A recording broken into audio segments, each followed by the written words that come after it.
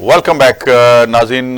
मेरे साथ इस वक्त मौजूद हैं मियां सैफुर रहमान साहब, सीनियर सहाफ़ी हैं, द न्यूज़ के असाइनमेंट एडिटर हैं, हमारे उस्ताद हैं और कभी हम इनसे बड़ी मेहनत के साथ टाइम लेते हैं प्रोग्राम के लिए और कोशिश करते हैं कि सीखने के साथ साथ खबर भी कोई लें इनसे। वेलकम करते हैं प्रोग्राम में। अस्सलाम वालेकुम मियां साहब। जी वालेकुम अस्सलाम। मियां साहब, एक तो प्रोग्राम में अपना शामिल होने का शुक्रिया। दूसरा जो है बड़ी इनायत आपकी, बड़ी इनायत। सवाल ये है कि मोहतरम फजलुर रहमान साहब फिर जो है वो बहुत बड़े खिलाड़ी निकले। उन्होंने अंगेज रखा पीटीआई के लोगों को और फॉर्म 47 और 5 की बातें करते रहे और तहरीक की भी वो आगे बात चलती रही। लेकिन आज तो काहे पलट गई कि जब शहबाज शरीफ और आसिफ अली जरदारी साहब की मुलाकातों के बाद उन्होंने कह दिया जी 47 की हो या 45 की हो, हुकूमत तो अब यही है, तो अब इन्हीं के साथ मिलकर चलना पड़ेगा और तनकीद भी करेंगे अपोजिशन में रह के और तावन भी करेंगे। यानी उन्होंने ये अंदिया दे दिया है कि हम हुकूमत को घर भेजने के मूड में नहीं है। तो मुझे ये बताएं कि अब क्या गुजर रही होगी। 31 अगस्त को स्टूडेंट्स का इंतजार करना जेल में बैठ के बहुत भारी पड़ गया और फिर ये मौलाना फजलुर रहमान साहब का नीचे से कालीन निकाल लेना, रेड कारपेट निकाल लेना, ये जरा बताइए। देखिए, अंग्रेजी का एक लफ्ज होता है इंट्रिंसिकली, इसको पंजाबी में कहते हैं टिड्डों।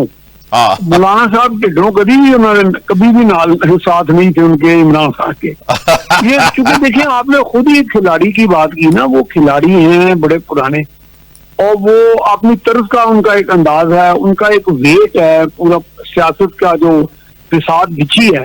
अच्छा सर, यहाँ ये बताएं कि मौलाना साहब मजा तो नहीं ले रहे थे कि जो डीजल कहने वाले थे उनसे चस्का तो नहीं ले रहे थे, उनको अपने पास बुला के वेलकम करके। सियासत में देखिए, जरदारी साहब ने नारा लगाया जमहूरियत सबसे बेहतरीन इंतकाम है। हाँ, तो ये इधर अगर इंतकाम लेना है तो फिर मैं समझना अखलाकियत सबसे बड़ा इंतकाम है। लेकिन ये सियासत, अच्छे खिलाड़ी तो यही होते हैं ना कि बजाय किसी को ओपन आके आंखें दिखा के उसको राय रास्त पे लाने की कोशिश करें, तो अपनी चाल देखिए, सियासी चाल जब आप शतरंज बिछी आपके सामने शतरंज की बिसात, तो फिर आपने सियासी चालें चलनी है ना। सही सही। तो सियासी चाल ये एक अच्छी उम्दा सियासी चाल है। उन्होंने कभी भी नहीं ये कहा कि जी मैं इमरान खान के साथ हूँ या उनको शहबाज के खिलाफ। उन्होंने बातें की जरूर, फॉर्म 47 की भी की, लेकिन एक 90 तुले अंदाज में करते थे जिसमें तासुब ये मिलता था कि ये सजा दिखा के खबा मारेंगे। पहले दिन से लोग नहीं समझ रहे थे। अच्छा, अब आपको ये लग रहा है कि जनरल फैज की गिरफ्तारी के बाद ये जो 47 और 45 की ये कहानी थी, मौलाना साहब कहेंगे कि मुझे तो हरवाया गया केपीके में और मुझे फैज ने हरवाया। जी बिल्कुल, ये तो कह सकते हैं, वो बिल्कुल कह सकते हैं। नहीं, वो ये बात से तो कभी आज तक हटे ही नहीं। वो तो कह रहे हैं कि यहाँ पे जो मामला हुए हैं, इंटरफेरेंस हुई है, और इंटरफेरेंस जाहिर है जब नाम लिया जाता है तो फिर उस वक्त तो फैसला भी he was calling the shots. सही, और वो सबूत भी मिल रहे हैं। तो वो गिला करते हैं ना, गिला तो देखिए, लेकिन मौलाना साहब को गिला नहीं है। क्या पीटीआई को गिला नहीं है? क्या मौलाना साहब को गिला नहीं? क्या नून लीग वालों को भी कई जगह पे गिला कि हमारे बड़े बड़े बुजुर्ग खुरम दस्तगीर साहब जो है, इतना बड़ा उनका गुजरांवाला में उनका अमल दखल था, उनका इन्फ्लुएंस था, उनकी खिदमत थी।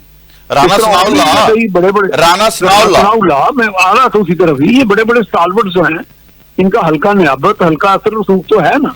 अच्छा सर, आपने कभी ये नहीं सोचा जो इल्जामात हैं, चेजे कि आज ये मौजू नहीं है हमारा, जो इल्जामात हैं जनरल फैज के ऊपर, उन इल्जामात में ये एक इल्जाम का जो इजाफा होने जा रहा है वो ये भी है कि उस दिन इलेक्शन मैनिपुलेट करने तहरीके इंसाफ के हक में ये एक उनका हाथ था और उनके लोग, जो ये तो कहा जा रहा है ना, अब एजेंसी के अंदर एजेंसी चला रहे थे ये। जी बिल्कुल, ये तो मैं अब तो वो इल्जामात के शिकंजे में आ गए हैं, तो इल्जाम लगते ही रहेंगे जब तक वो बिल्कुल पवित्र हो गए, नहा के गंगा से बाहर आ नहीं जाते। तो चूंकि अब वो उनकी पकड़ाई तो दे दी उन्होंने। अब ये है कि वो एक काम तो होता नहीं। फिर ये देखे ना, आपके पाकिस्तान में जितने भी लोग कानून की गिरफ्त में आते हैं, तो वो पता चलता है कि यार ये बाहर तो बड़े पारसा थे, अंदर ये क्या क्या गुल खिलाते रहे।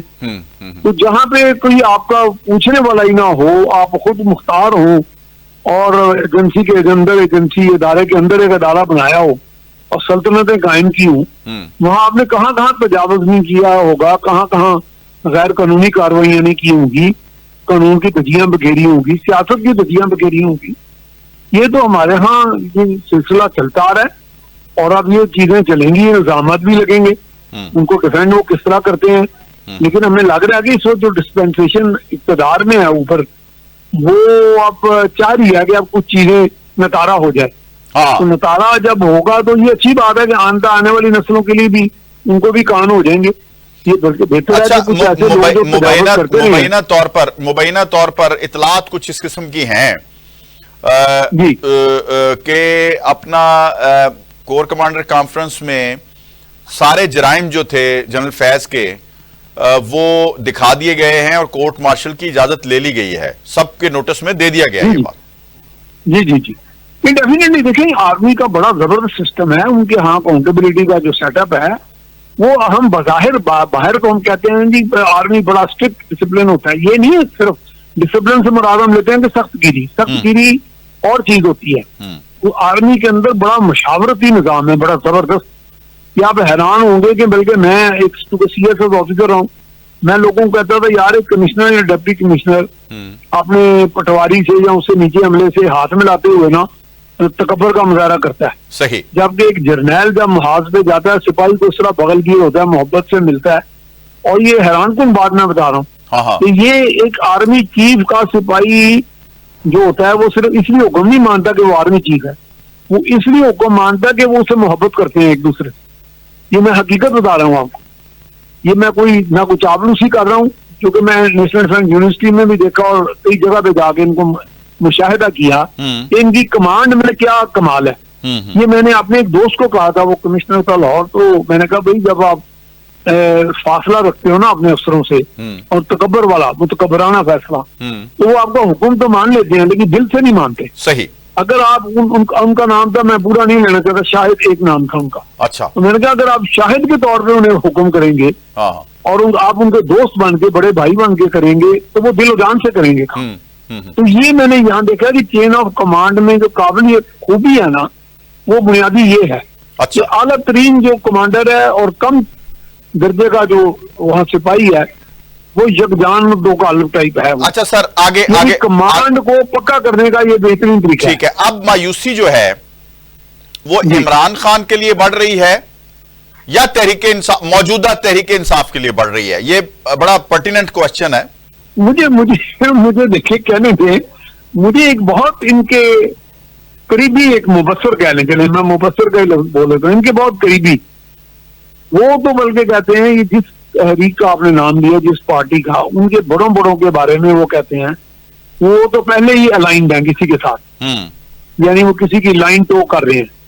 तो किसी से मुराद है कि सुना ये है कि वो अच्छे बच्चे हैं, नहीं उसको वो सुना ये है कि वो अच्छे बच्चे बने हुए हैं। जी जी जी चले, ये ज्यादा अच्छी बात है। ये मेरा ख्याल है, मेरे लिए आसानी पैदा कर दिया आपने कि वो तो पहले ही कहीं ना कहीं से बकायदा एक लाइन चल रहे हैं। जी, वो लाइन बकायदा खान साहब को भा नहीं रही, उनको दिल को अच्छी नहीं लग रही, लेकिन उनके पास भी अब कोई चारा नहीं, बस उनको कमांड अंदर से दे देते हैं, वो जाके कहीं पे वो हिट ही नहीं होती, चलती नहीं है। अच्छा, तभी तो आपको ये जमूद नजर आ रहा है ना। अच्छा, अब आगे मुझे बताइए, अब आगे इसका मतलब ये है कि जो मौजूदा तहरीक इंसाफ है उसमें मायूसी नहीं है, मायूसी इमरान खान के लिए है। जी एग्जैक्टली, मैं यही कह रहा हूँ। अच्छा, क्योंकि देखिए तहरीक के अंदर, तहरीक के अंदर तो हमारे बानमती का कुनबा ही होती है ना, पार्टियां जितनी भी हैं, ये कई पार्टियों के लोग कहीं से शुरू, आप जुनेजो लीग पे चले जाएं, मादी में कन्वेंशन मुस्लिम लीग पे चले जाएं, पीपल्स पार्टी ले लें, कौन सी पार्टी का बंदा कहाँ चला गया, फिर ये नई नई जमातें भी बनती नहीं, ये बनती बिगड़ती रहती हैं। ठीक है। और ये माइग्रेटरी बर्ड्स जो हैं, एक में से चाक से उठ के दूसरी पे बैठ जाते हैं। और फिर ये हमारे कुछ ऐसे भी पावरफुल लोग हैं जिनको ये आर्ट भी आता है, इनको मनवाने का, इनको वहां से एक जगह से नकल मकानी कराने का। उस हवाले से तो मेरा ख्याल है ये लोगों को वो एडजस्टमेंट करा देंगे कहीं ना कहीं। अच्छा, दूसरा एडजस्टमेंट ना भी हो तो वो उनको एक नई रूप दे देंगे, नई शक्ल दे देंगे। अच्छा, दूसरा मुझे ये बता दें कि अख्तर मैंगल वाला जो इशू है, कल उसने बड़ी हाइप पकड़ी, और मेरा एक सवाल था, चूंकि आप असातिज़ा में से हैं हमारे, मेरा एक सवाल था, आप ये बता दीजिएगा ये जायज सवाल था मेरा बलोचों से, या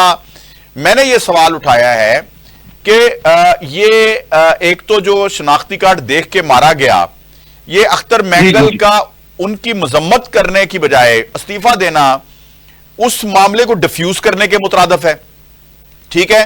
और वहां हुकूमत रही है जमाली साहब की पूरे पाकिस्तान में, काकड़ साहब वजीर आजम रहे हैं, उनके तगड़े तगड़े वज़राए आला रहे हैं बलूचिस्तान में, गवर्नर उनके रहे हैं, और उन्होंने हुकूमतों के साथ मिलकर सूबे को चलाया है, और लेविस जो है वो सरदारों के अंडर है, और वहां पे सरदारों के हाथों में हुक्मरानी है। तो फिर ये गिला करते हैं एस्टैब्लिशमेंट का, गिला करते हैं पंजाबियों का, गिला करते हैं जर्नैलों का। नहीं, यही तो हमारे यहाँ सबसे बड़ा इशू ये है कि हम असल यानी हम जड़ तक नहीं पहुंचते कि असल जड़ कहां से, खराबी की जड़ क्या है, उसकी रूट कॉज क्या है। देखिए सर, इन्होंने कभी हमारे हमसाया मुल्क हिंदुस्तान की मजम्मत की है इन सरदारों ने? नहीं, जो वहां पे इनके लोकल एलिमेंट्स को लेके वहां पे बदमाशी करवाते हैं, जो एक्शन में मारे गए थे, मुझे वहां के सुई सदन गैस के जीएम एक मरतबा मिले और बड़े एक एला प्लेटफॉर्म पे मिले। उन्होंने कहा जी कि हम उन्हें अरबों रुपया सालाना रॉयल्टी देते हैं, बलूचिस्तान के बहुत बड़े सरकार हैं, लेकिन जब भी उनका मूड बनता है तो हमसे वो 10, 15, 20 करोड़ अचानक मांग लेते हैं। जब हम उन्हें कहते हैं जी इतने अरबों की हम रॉयल्टी अब तक दे चुके हैं, अब आप किस चीज का मांग रहे हैं, तो वो कहते हैं उसका ये जवाब नहीं देते कि किसका मांग रहे हो, या ये भी नहीं कहते कि मैंने बलोच अवाम की फलाह पे लगाना है। वो कहते हैं कि फिर आपका पाइप मैं उड़ा दूंगा। अच्छा, मैं नहीं, धमकी भी ये हमारे अच्छा, इतना काफी है, इतना काफी है। अब अख्तर मैंगल साहब का जो मामला था, जो उन्होंने रिजाइन किया, कल बड़ा हाइप पकड़ा। आज के मौलाना साहब के स्टेटमेंट के बाद वो मामला भी मुझे डिफ्यूज होता हुआ नजर आ रहा है, क्योंकि मौलाना साहब की अहमियत जो है सियासी तौर पे बहुत ज्यादा है, उनका बलूचिस्तान में भी स्टेक है, उनका केपीके में भी स्टेक है, बहुत ज्यादा। बिल्कुल। तो मुझे बताइए कि आपको लगता नहीं है कि मौलाना फजलुर रहमान साहब कोई पंजाबी कहने ने छा छू गए ने? नहीं, बिल्कुल छा गए। देखिए उनकी स्टेक्स वो नहीं है, उनकी जो असेंबली में नुमाइंदगी को स्टेक्स ना समझे, उनका हल्का नियाबत, उनका हल्का असर रसूख, उनका एक मुल्क के अंदर इज्तिमाई एक इन्फ्लुएंस जो है, एक वो काफी है। यानी अगर वो कहीं पे, अगर पंजाब में उनका बहुत बड़ा भी स्ट्रॉन्ग होल्ड नहीं है ना सियासी, लेकिन पंजाब में भी वो एक कद काट की शख्सियत। बिल्कुल बिल्कुल बिल्कुल। अच्छा, अब सर प्रोग्राम के आखिर में हमें ये बता दें कि इस सिनेरियो में होने क्या जा रहा है? मेरा ख्याल है कि चीजें बेहतरी की तरफ जा रही हैं, क्योंकि बुनियादी उसमें बेहतरी का जो इन्हिसार है ना, वो हमारी मईशत के चैलेंजेस को फेस करना है और उनको अबूर करना है। उसके ऊपर दिन रात काम हो रहा है, और उसके साथ हम गुडविल के साथ अपने दोस्त ममालिक, पर्टिकुलरली चीन के साथ मिलके कुछ ऐसे अरेंजमेंट्स हमारे हाथ में आ रहे हैं कि हमारा ईज आउट हो जाएगी सिचुएशन इकोनॉमिक। सही। और जब इकोनॉमिक सिचुएशन ईज हो जाएगी ना, तो लोगों के वो गिले दूर हो जाएंगे कि ये मेरा महबूब लीडर था, ये मेरा मकबूल था, ये फलां था। क्योंकि लोगों के जो असल मसाइल हैं वो मुआशी हैं। तो मुआशी मसाइल में जब लोग थोड़ा उनको आसानियां आएंगी, तो लोग फिर एक थोड़ा सा कंफर्टेबल फील करने लग पड़ेंगे कि हम एक वाकई आजाद मुमलिकत में हैं, हम एक खुशहाल मंजिल की तरफ गामजन है। बहुत बहुत शुक्रिया, बहुत बहुत शुक्रिया। मियां सैफुर रहमान साहब हमारे साथ मौजूद थे। नाज़रीन, आज के प्रोग्राम में आपने देखा कि मैंने मुस्लिम लीग नवाज की, एक पुर्तगाल की प्रेसिडेंट थी शमा भट्ट साहिबा, उनसे बात की, जमात इस्लामी के फरीद पराचा साहब से बात की, आखिर में हमने मियां सैफुर रहमान साहब का इनपुट लिया। तो एक ही बात सामने आ रही है कि मुल्क बेहतरी की तरफ जा रहा है, और यकीनन ये एक उम्मीद और मायूसी से निकालने वाली बात है, और उम्मीद की तरफ बढ़ने वाली बात है, और उम्मीद पे दुनिया कायम है। और हम भी आज उम्मीद करते हैं कि ये मुल्क यकीनन अब पाकिस्तान जो है मजबूती और बेहतरी की तरफ बढ़ेगा, और आम आवाम के मसाइल भी कम होंगे। आज का प्रोग्राम हुआ चाहता है खत्म। आज के प्रोग्राम में मुझे और मेरी टीम को इजाजत दीजिए। आपसे आइंदा प्रोग्राम में मुलाकात होगी। अल्लाह हाफिज। पाकिस्तान जिंदाबाद।